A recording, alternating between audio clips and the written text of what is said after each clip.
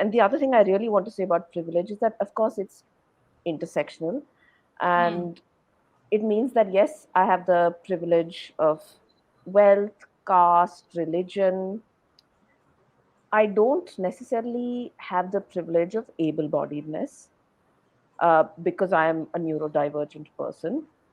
And what does that do? Does that mean that I may experience things in the same way as any other neurodivergent person? I will probably experience systems in a similar way. I will probably have different types of life experiences similar to other neurodivergent people. But here's the difference: my recourse, once I have faced something, is going to be vastly different. And of course, from the get go, I had the discourse and I had the language and I had the agency to deal with that neurodivergence. I had the agency to go to a psychiatrist, confident in the power that, I would not face violence from them. Have I faced violence from a psychiatrist? Yes. But my recourse was very different. All I had to do was I had to just shift psychiatrists. I had the ability to do it. I had the money to pay. So it is quite different in that sense. And so I do want to mention that bit about intersectionality of privilege. And I think it's very important, and I encourage this, I think, in a lot of my colleagues as well. Reflect on your privileges, and center them, because that's the only way that you're going to be able to engage with them and deploy them, if you are using a social justice lens in your work. I like this. Deploy your privilege. I like it. Hmm. That makes a Hmm. lot of sense. Thank you. Literally writing it down.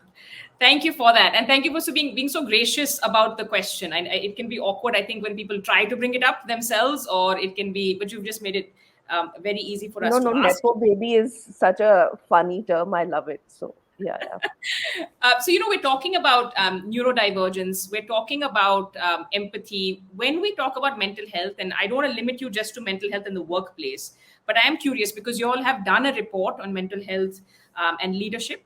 You've worked across the board. There's so much advocacy work, but also awareness, and then the grassroots work we talked about. What are some things you want people who are watching this to be aware of? And can you share something from that report on leadership specifically?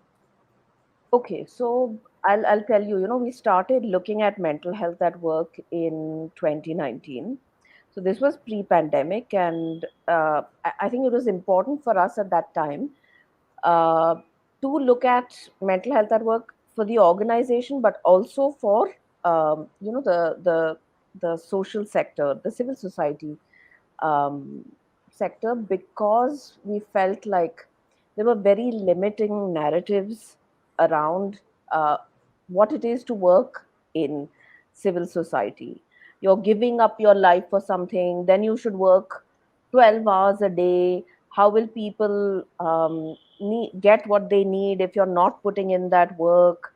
You're doing this for humanity. I mean, just very limiting narratives. And I think that was our kind of starting point. And soon I realized that actually I want to look at what the leaders of organizations do as well, uh, because that's going to have the most effect. And I do really believe this, and I'm switching now to like the for profit world. I do think that mental health at work has to be a C suite endeavor. Leaders have to lead from the front, they have to show vulnerability. I mean, they have to be honest and transparent, because otherwise, and they have to devote themselves to this particular topic, otherwise it's just not going to work. It can't just be an HR thing. So what we did at that point was to interview CEOs across a few different manufacturing sectors, other types of sectors, and speak to them about their mental health. And I think if I have to share my most kind of startling discovery, was that I think CEOs are really scared of failing, letting down the people that they work for and other stakeholders. But more importantly, any type of coping or engaging with this anxiety and fear was all inward looking.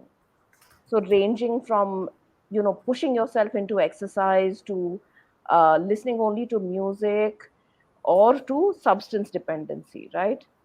And that's a big red flag for me. So imagine if the leader of the organization themselves is unable to even speak to maybe their next in line. What does it say for the rest of the organization? And then how do we expect someone to go up to their line manager and talk about their mental health, right? So that's the study that we did, and then we looked at further at the mental health of corporate workspaces and what that could look like, and we broke it down into kind of three levels. One is what like the ecosystem looks like for a particular sector, like what would a banking sector employee face typically, or what would a manufacturing sector employee face typically, and look at it from an ecosystem lens. What are the demands of that particular sector? And then actually we encourage people to go and talk to their contemporaries in their own sectors. Think about unique life stressors for their workforce. How are you going to resolve them at an environment level? Such as, okay, I don't know, sitting at computers forever and after, what do you do? I mean, environment level, not mental health level. Because how are you going to change that system in itself to address distress that comes from how the system is structured? Okay. Then to look at the particular organization, its culture, its policies, what happens there, and see how those can be solved. And then finally, of course, at the individual level, that does is mental health at work accessible for an employee who is maybe a gay man who's come from a small town and who's ended up in a large city, right? Or is it accessible for someone who's autistic and has to go out drinking with colleagues at night? These are all part of I think looking at an individual level kind of employee, or leave all those. It could even just be someone who has caregiving responsibilities for maybe parents. Are they going to be able to put in, we heard about 70 hours a week quite recently. Are they going to be able to do that?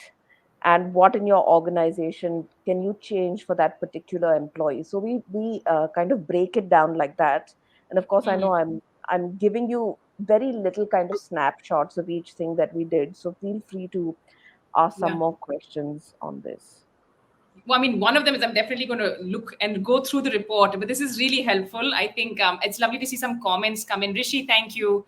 Rishi Jaitley saying that's a profound insight. Ari, the mental health of leaders themselves. Thanks for sharing.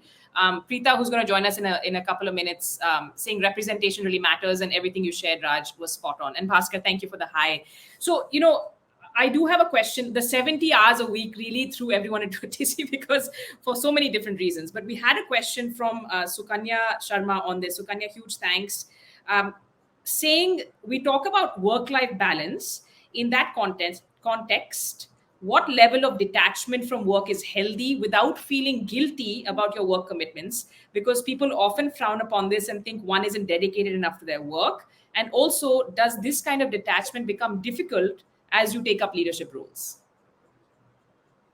So, honestly, I'm going to answer this question with my behaviorist hat on. Um, and for those who join the call later, I mean canine and feline behavior and dog and cat training. And this is something that I actually routinely speak to trainers and other animal care professionals about this particular topic. How do you switch off from work? How do you stop doing sessions? How do you draw that boundary when thinking that am I going to be the only person who's going to help this family hang on to their dog? Does this dog have to be put down? And it's in my power to solve, right? And it's a particular kind of concern for this field, but also I think very similarly for civil society, that what is going to happen if I stop this work right now? Are people not going to get life saving aid or very important aid? And I think the answer is really that I think you should be allowed to define your own dedication to your work. It's certainly not about time, neither is it about productivity. Yeah. Um, and I think so much of what we define as work, what we look at as progress, is growth related, is targets related. Um, when actually we need to take a step back and I think challenge that idea.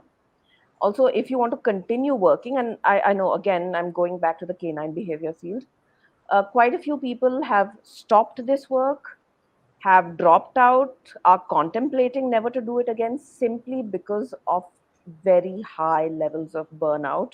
And yes, there Yeah. is definitely more emotional work involved in this than maybe, say, at, I don't know, computer programming.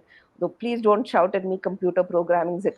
Programming people, it could be like very emotional and very deep for you. I completely respect that, but it's very important, I think, to define those boundaries and to have the organizational understanding. And Mm. even as a leader, like when you sit down to do strategy or planning for the year, Yeah. how you plan, how you look at maybe the workforce and their work planning, and how you indicate to people about how they are going to work is critical. And I'll give you another example. Every year we publish a journal called Reframe, and typically it is we have a call for submissions come out in I think May or even March, and we get stuff in, and it's out on in print by October. This year I was struggling so much with Reframe, because I'm the editor, that I actually didn't publish anything up until uh, October, just even the call for submissions. So, in one sense, I knew this was happening. I felt immense guilt about it. And my colleague, who's the CEO of MHI, said, Raj, I can see you're struggling with it. It's okay if we don't publish this year.